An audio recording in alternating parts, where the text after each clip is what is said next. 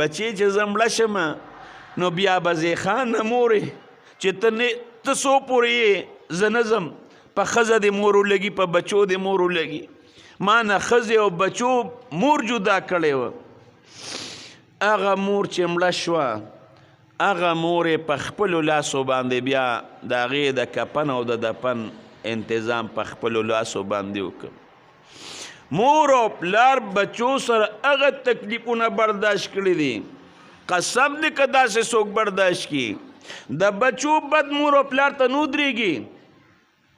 په دې مخ ولا بد وکړه په دې مرۍ ولا چاړه کېده په رب د کعبې قسم کو درېږي په ظاهر کې به د نه ځان خفه کړي له به نه خفه کېږي په ظاهر کې به خیریم وکړي د ړه نه به هغه خیریم نه ګورې مور او پلار داسې شی دی دغه ماشوم پوچینې د 15 او د 6 ورځو هغې ته وګوره